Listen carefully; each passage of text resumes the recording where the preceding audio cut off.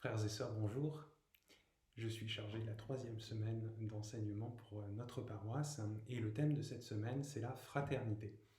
Alors, un bon moyen de commencer, ça peut être de se demander, la fraternité, qu'est-ce que c'est? Là, j'ai mon papier. La fraternité, ça implique d'abord d'être plusieurs. Je ne suis pas frère tout seul dans mon coin. Et ça implique de se reconnaître des parents en commun. C'est pour ça qu'on appelle Dieu notre Père, et c'est pour ça qu'on peut voir dans l'Église une dimension maternelle. On ne choisit pas ses frères, on choisit plutôt ses amis, ou plutôt on constate qu'on a une vraie relation d'amitié avec quelqu'un. La fraternité, on la reçoit, parfois on la subit aussi. Alors, une belle façon aussi de définir la fraternité, c'est de se poser la question, pourquoi est-ce qu'on est frères et sœurs dans le Christ?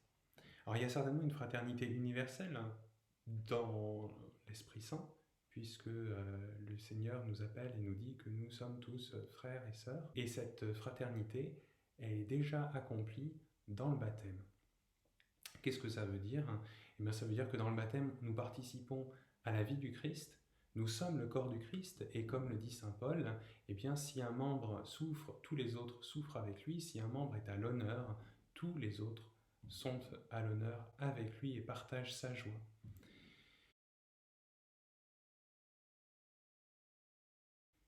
Jésus nous a dit « Je vous laisse un commandement nouveau, aimez-vous les uns les autres comme je vous ai aimé ». Alors, je ne sais pas comment vous prenez le commandement nouveau, moi j'ai trouvé ça pendant longtemps un peu bizarre. C'est quoi la différence entre « aimez-vous les uns les autres comme je vous ai aimé » et « tu aimeras ton prochain comme toi-même ». La différence, alors une première différence, ça peut être d'aimer comme Jésus, mais c'est déjà un peu dur parce que Jésus il est Dieu et moi je ne suis pas Dieu. Une deuxième différence, on le notera simplement sur le plan grammatical, on passe de « tu aimeras » à « aimez-vous », de la deuxième personne du singulier à la deuxième personne du pluriel. Et en fait, tous les commandements nouveaux de Jésus, allez dans le monde entier, faites des disciples, notre Père qui es aux cieux, sont donnés au pluriel. Ce n'est pas un commandement qui s'adresse à chaque personne, c'est un commandement qui s'adresse à la fraternité. Et c'est un commandement qui est rendu possible par le fait que Jésus appartient à cette fraternité et que donc, dans cette fraternité, il y a déjà la vraie puissance de Dieu. C'est pas un concours d'amour des uns des autres, c'est pas un concours de mission des uns des autres, c'est laisser l'esprit travailler en nous. Saint Paul nous parle de dokimazein, ça veut dire, c'est un mot compliqué en grec, l'idée c'est de dire nous restons activement passifs au travail que Jésus, que l'Esprit fait en nous. Alors je vais vous la refaire. Donc il faut choisir de se laisser faire par l'Esprit, parce que l'Esprit nous habite déjà. Un bel exemple, une belle illustration, je vous l'ai donné tout à l'heure, c'est notre Père. Quand on en arrive à la toute fin, au moment où on dit « pardonne-nous nos offenses, comme nous pardonnons à ceux qui nous ont offensés ». Frères et sœurs, c'est pas un concours. C'est pas une haltérophilie d'amour qu'on ferait de façon un peu masochiste, où il y aurait des super champions et des gros nuls du pardon. C'est juste que je participe au mouvement d'amour, et parce que je participe au mouvement d'amour, eh bien Dieu vient aimer en moi, et, entre guillemets, si je veux paraphraser Nietzsche, ça pardonne en moi. Alors, c'est un peu compliqué, éventuellement, dit comme ça. Qu'est-ce qu'il me reste, moi, à faire? Est-ce que je ne peux pas juste me mettre dans mon canapé en disant « c'est bon, l'Esprit Saint va faire son taf ». Eh ben non. Ça veut dire que tous les actes d'amour que je vais poser, petit à petit, pas à pas, vont me permettre de grandir dans l'amour. Et le lieu où je vais poser ces actes, c'est la fraternité. Et peut-être un jour, je constaterai qu'à force d'avoir posé des actes de charité, eh bien ça a pardonné en moi, et que même des gens auxquels je pensais ne jamais pouvoir pardonner, et bien en fait, je me suis levé le matin et j'ai constaté que je leur avais pardonné.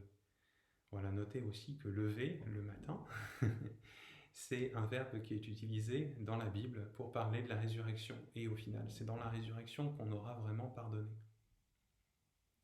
Ça veut dire aussi que quand on dit « aimez-vous les uns les autres comme je vous ai aidé », ou quand on dit pardonne-nous nos offenses comme nous pardonnons, eh bien, je ne suis pas en train juste de parler de moi, je suis en train d'être responsable des autres qui sont en face de moi.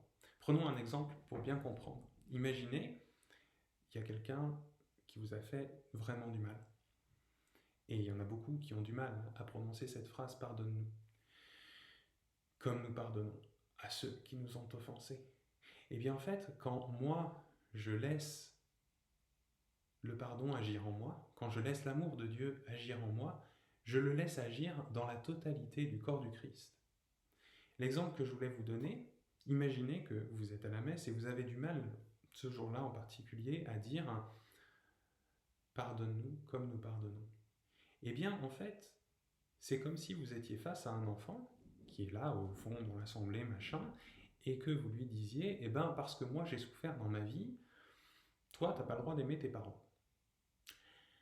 Alors il vous regarderait probablement avec des yeux ronds, un peu écarquillés. Ça fait partie des phrases un peu compliquées que les adultes disent et que lui, il comprend pas. Il comprendra quand il sera plus grand, certainement. Et puis ensuite, il va partir. Il va continuer à réfléchir. Mais il va se demander quand même si c'est pas un peu bête comme phrase. Et soyons francs, ça l'est quand même un peu.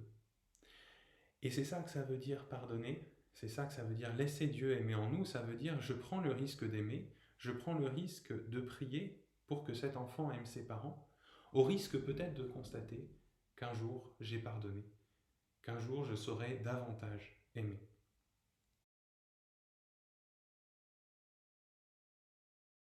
Alors, ça va m'amener à mon deuxième point.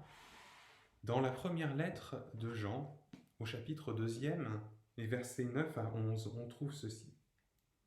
Celui qui déclare être dans la lumière et qui a de la haine contre son frère est dans les ténèbres, jusqu'à maintenant.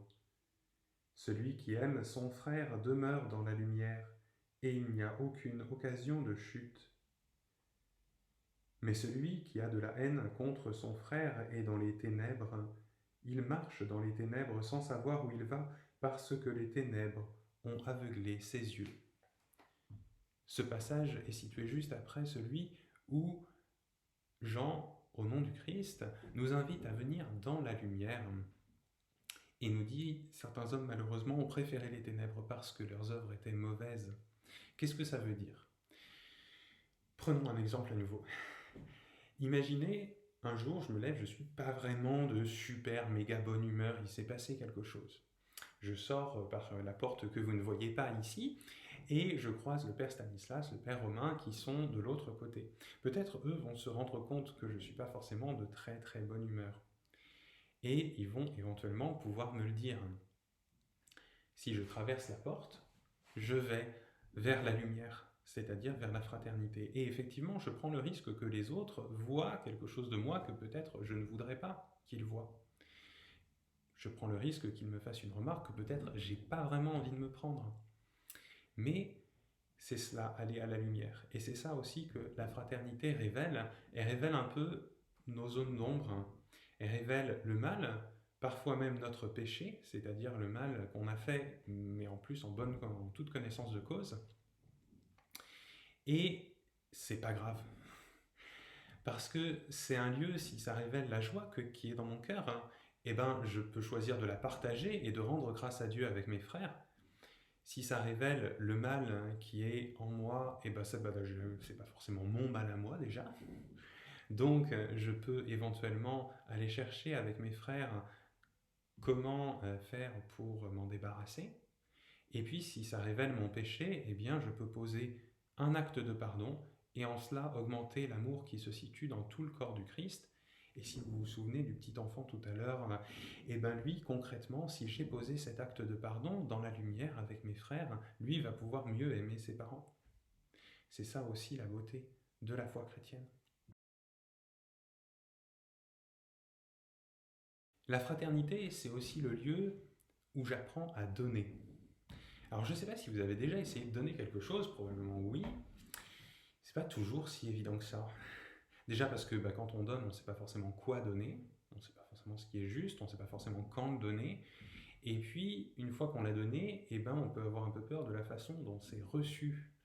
Parce que si j'ai mis un cadeau dans lequel j'ai mis tout mon cœur, dans lequel j'ai mis vraiment tout trop ce que j'avais, et justement j'en ai trop mis, et au moment où la personne en face va me dire attends ton cadeau, pas forcément, je vais le revendre sur eBay, ça va être bien, je vais me faire de l'argent, ça va me blesser. Et la fraternité, c'est un beau lieu où on peut apprendre à donner de façon juste, à éviter ces pièges. Enfin, la fraternité, c'est mon dernier point. La fraternité, c'est le lieu d'où je suis envoyé en mission. Dans mon introduction, je l'ai cité déjà. Allez par le monde entier, faites des disciples. C'est bien gentil, mais c'est pas va dans le monde entier et fais des disciples. C'est un commandement qui est adressé à l'Église. Et donc, c'est parce que je suis dans une fraternité, dans la fraternité ecclésiale, parce que je vais au rythme de cette fraternité, avec certainement ses joies, avec ses membres qui traînaillent un peu, avec ses membres qui veulent avancer un peu plus vite. Et c'est pas grave, c'est là où je suis envoyé en mission.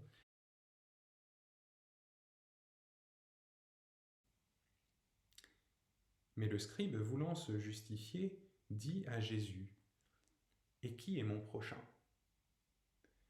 Jésus reprit la parole. Un homme descendait de Jérusalem à Jéricho, et il tomba sur des bandits. Ceux-ci, après l'avoir dépouillé et roué de coups, s'en allèrent, le laissant à moitié mort. Par hasard, un prêtre descendait sur ce chemin. Il le vit et passa de l'autre côté. De même un lévite arriva à cet endroit. Il le vit et passa de l'autre côté. Mais un samaritain, qui était en route, arriva près de lui. Il le vit et fut saisi de compassion. Il s'approcha, pansa ses blessures en y versant de l'huile et du vin. Puis il le chargea sur sa propre monture, le conduisit dans une auberge et prit soin de lui. Le lendemain, il sortit 2 pièces d'argent, les donna à l'aubergiste en lui disant « Prends soin de lui. Tout ce que tu auras dépensé en plus, je te le rendrai quand je repasserai. » Lequel de ces 3, à ton avis, a été le prochain de l'homme tombé aux mains des bandits ? Le docteur de la loi répondit « Celui qui a fait preuve de pitié envers lui. » Jésus lui dit « Va, et toi aussi fais de même. » Alors vous aurez sans doute remarqué que cette parabole vient un tout petit peu contredire ce que je vous ai dit sur la deuxième personne du pluriel, mais quand on y réfléchit, pas trop en fait. Parce que cette mission, elle est donnée à ce scribe-là en lui disant « Ton prochain, c'est pas quelqu'un en général autour, c'est celui dont toi, aujourd'hui, tu t'es fait le prochain, là où tu as fait un effort. » Et c'est une première piste de relecture de qui aujourd'hui je me suis fait le prochain. Évidemment, je ne me suis pas fait le prochain de toute l'humanité, au sens comptable du terme, au sens quantitatif. Par contre, au sens qualitatif, si je me suis fait proche d'une seule personne, eh bien, je me suis fait proche de toute l'humanité, parce que j'ai permis à Dieu d'agir en moi et d'aimer dans tout le corps du Christ. Comme vous savez peut-être, il y a 4 clés de lecture, je vais faire avec la main dans le bon sens, 4 clés de lecture. La première, la lecture littérale, un homme allait de Jérusalem à Jéricho, et c'est l'histoire d'un mec et il va de Jérusalem à Jéricho. Une lecture allégorique, Jérusalem, ça représente quelque chose, le lieu de la sainteté. Jéricho, c'est le lieu de l'entrée dans la terre promise. Celui qui va de Jérusalem à Jéricho, il ne va pas dans le bon sens, il devrait aller dans l'autre. Une lecture prophétique, ici, oui, il a fait ceci pour que s'accomplisse la parole, etc., etc. C'est-à-dire quelque chose qui va plus loin, qui va dans l'avenir. Eh bien, un homme qui va de Jérusalem à Jéricho, ça peut être Adam et Ève qui quittent le paradis. Ça peut être Jésus aussi qui quitte ce même paradis pour venir vers l'humanité et pour la trouver. À vous à choisir ce qui vous portera dans votre prière. Et enfin, un dernier mot, la dernière clé de lecture, c'est la lecture morale. Ce que Jésus dit à la fin au scribe, va et toi aussi fais de même. On peut remarquer dans cette parabole la place de la fraternité. C'est celle de l'auberge. Ce samaritain, il a conduit cet homme jusqu'à l'auberge et il a pris soin de lui pendant quoi? Une nuit? C'est tout. Après, il a laissé cet homme-là à l'auberge et il est reparti. Eh bien nous, dans la prière, ça peut être à peu près la même chose. Nous prenons soin d'une personne à un moment, dans un tout petit instant de sa vie. Nous la conduisons par la prière à l'église et nous l'abandonnons là. Et nous repartons sur notre chemin, il n'y a pas forcément besoin d'en faire plus, parce qu'en faisant juste, en nous faisant prochain de cet homme-là aujourd'hui, en étant son frère, eh bien, nous avons participé à la descente de Jésus dans le monde et au salut du monde. Et on n'a pas besoin d'en faire plus.